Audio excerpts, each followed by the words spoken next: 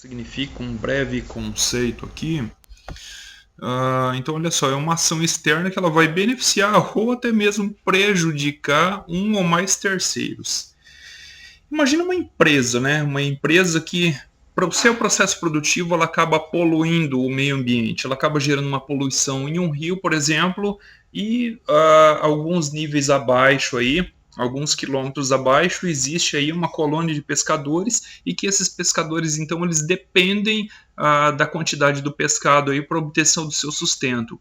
E que essa poluição jogada por essa empresa nesse pequeno rio aí venha prejudicar então o nível de quantidade de pescado. Isso é um exemplo de externalidade negativa, ou seja, a empresa por si só ela está gerando um impacto negativo, o próprio processo produtivo dessa empresa está prejudicando um ou mais terceiros, tá? Então, a externalidade ela vai ocorrer quando a ação de um produtor ou de um consumidor afeta outros produtores e consumidores.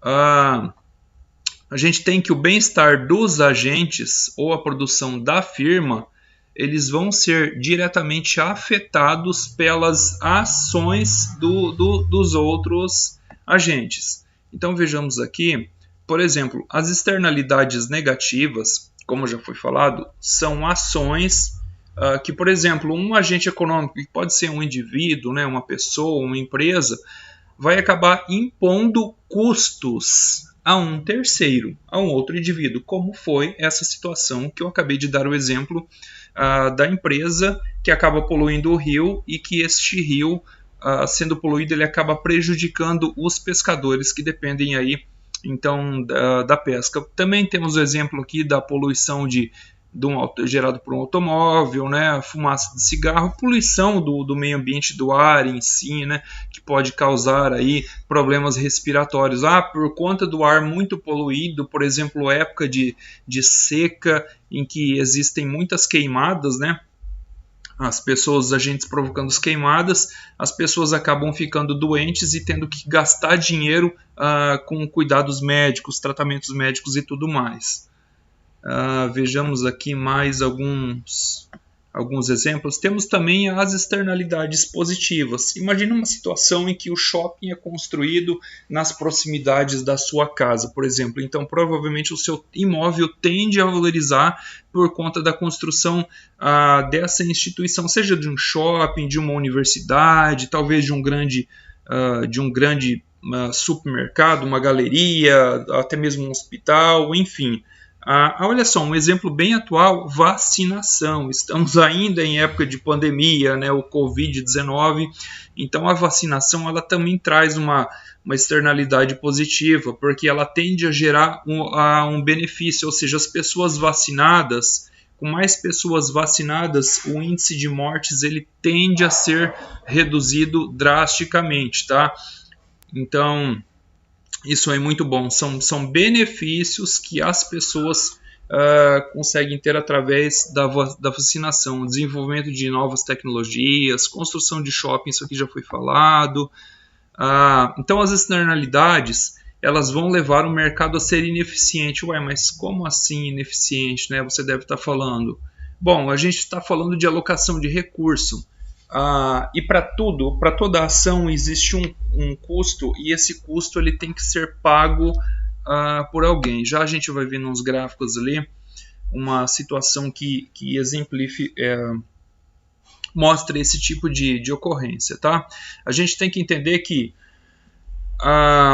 olha só, existe um custo chamado privado, que é um custo do próprio agente que está gerando a externalidade, por exemplo, a empresa, e existe um custo também que vai ser imposto ao terceiro que está sofrendo, está sendo penalizado por essa ação externa dessa empresa, tá? Então há que se tratar aqui em custo privado e também custo do terceiro, e a soma dos dois vai gerar o chamado custo social. O custo social, portanto, ele é a soma do custo privado, ou seja, o custo que a empresa tem ao longo do seu processo produtivo, à medida que ela vai produzindo mais, mais a externalidade, ou seja, mais o impacto, mais o custo que essa empresa está gerando. Por exemplo, naquele exemplo que foi dado lá no iniciozinho desse vídeo aqui, dos pescadores, né? A empresa está produzindo, está com isso gerando aí um certo nível de poluição no rio. Esta poluição está matando os peixes e, portanto, os pescadores estão sendo prejudicados, já que agora eles produzem menos. A quantidade de pescado por esses pescadores, ela diminui. Queira ou não, esses pescadores estão tendo um custo.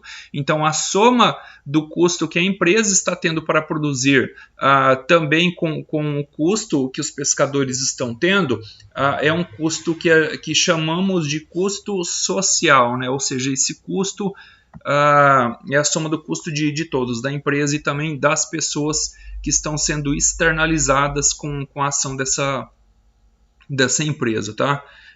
Também tem a questão do benefício social e depois a gente vê, olha só, externalidade negativa ou ineficiência. Então, uma usina de aço despeja efluentes em um rio que possuem pescadores. Essa usina opera em mercado de concorrência perfeita. Concorrência perfeita, tá? É aquele mercado em que existem inúmeras empresas e cada empresa está produzindo basicamente o mesmo produto. Algumas coisas vão mudar, como por exemplo marca, mas basicamente a utilidade a que se presta esse produto ela é muito próxima, ela é muito parecida, é basicamente a mesma, tá? Então ela vai vender tudo que ela produz a um preço qualquer, chamamos aqui de P1, tá? Então olha só, alguns conceitos importantes. O custo marginal externo vai ser o custo gerado nesse exemplo que foi dado aos pescadores, tá? Por que marginal? Marginal vem de um termo chamado margem, unidade, a cada unidade produzida, tá? Então, por exemplo, o custo marginal seria o custo que a empresa tem para produzir a cada unidade, e a unidade que ela está sendo tonelada de aço. A cada unidade produzida, cada tonelada de aço produzida, ela está tendo um custo chamado de custo marginal. Só que ao mesmo tempo, como já foi visto, esse custo ele vai ser imposto também aos pescadores, porque a cada tonelada de aço que essa empresa produz, ela precisa poluir o rio. E quanto mais toneladas de aço ela produz, mais o rio é poluído, mais peixes vão morrendo, e aí os pescadores eles vão tendo um custo maior, porque menos peixes eles conseguem pescar, tá? Então, temos aí o custo marginal externo, certo? Que é o custo que os pescadores vão ter, o custo imposto aos pescadores que trabalham no rio para cada nível de produção de aço. E o custo marginal social é a soma do custo que a empresa está produzindo para produzir cada unidade, né, ou seja, cada tonelada de aço, mais chamado isso aqui de custo marginal privado, mais o custo marginal externo, tá? Isso aqui vai ser o custo marginal social, que é a soma do custo marginal da empresa, também chamado de custo marginal privado, e o custo marginal externo, que é aquele custo que os pescadores estão tendo.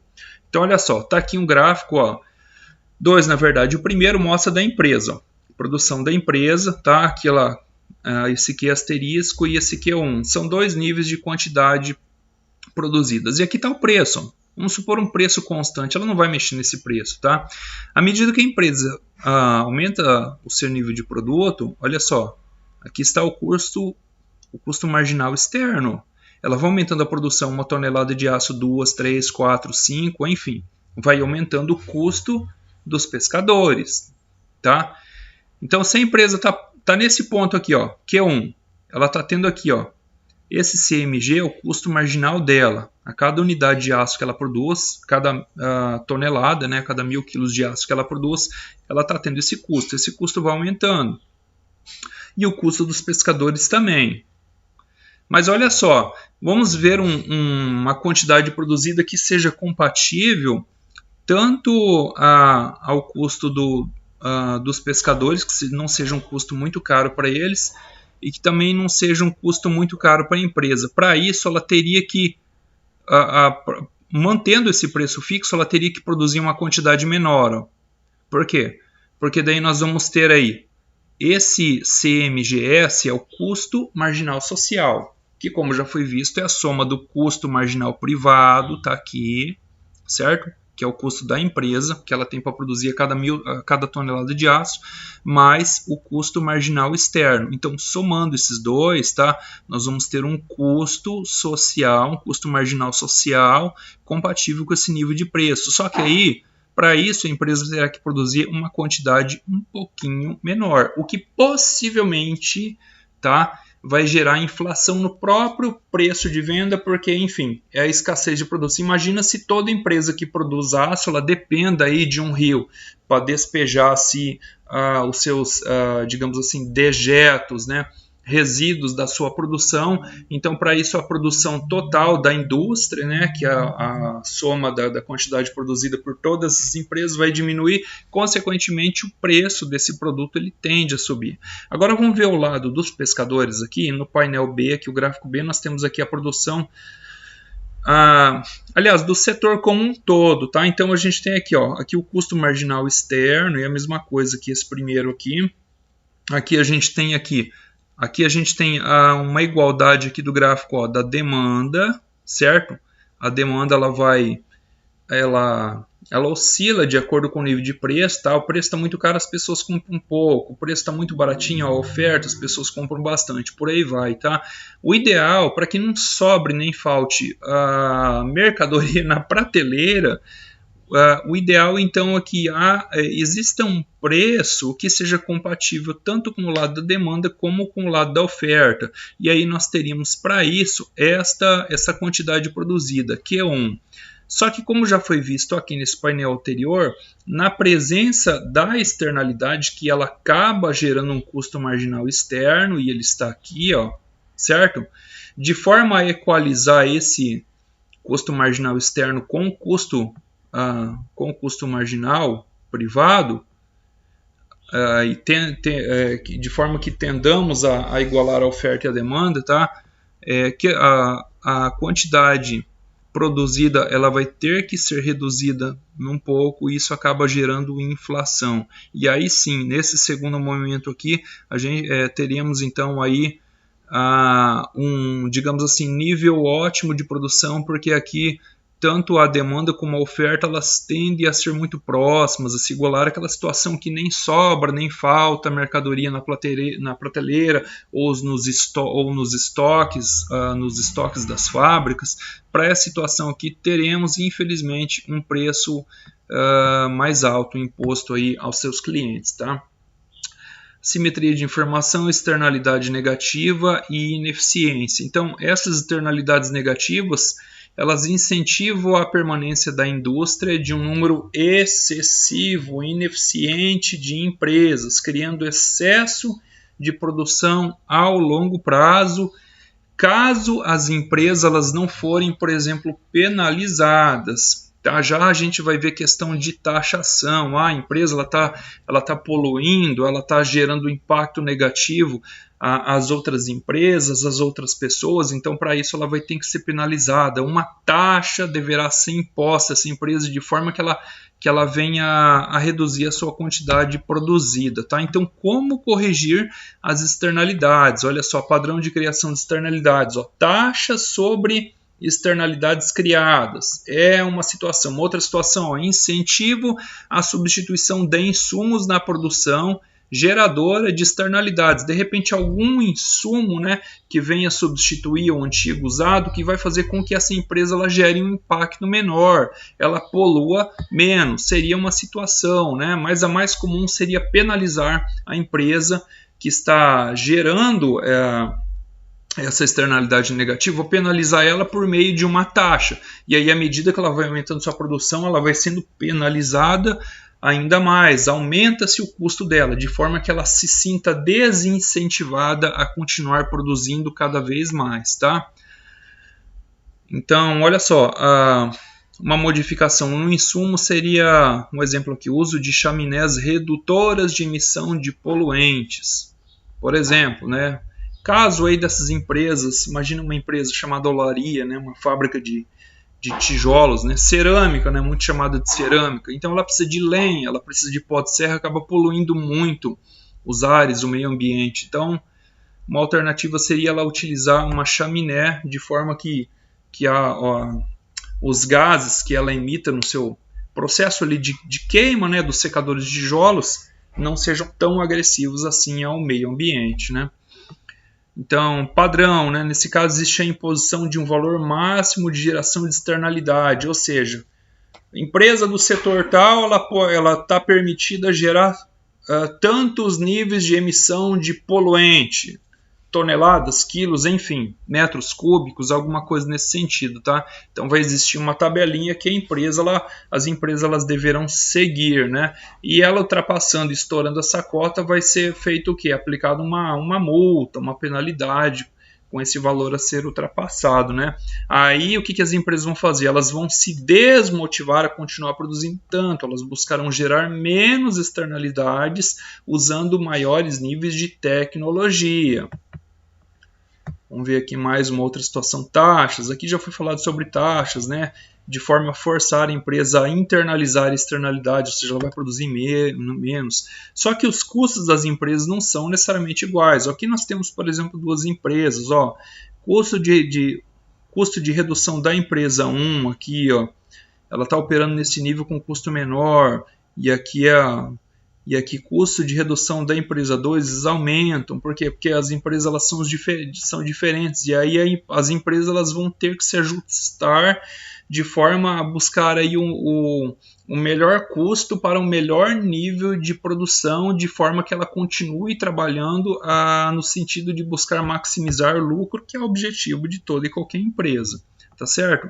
E aí, por fim, temos uma situação aqui, imagine uma situação que esse gráfico mostra, de uma empresa que, puxa, ela está gerando externalidade com o seu processo produtivo, e a cada momento que ela mexe na sua produção, que ela realiza alguns ajustes, tá, vai ser imposto um custo para o seu possível cliente. Então, olha só, imagina uma empresa que está poluindo, aqui, ó, nível de emissões, vai do 0 até o 16, isso aqui pode ser toneladas, metros cúbicos e por aí vai, depende da atividade dessa empresa, tá?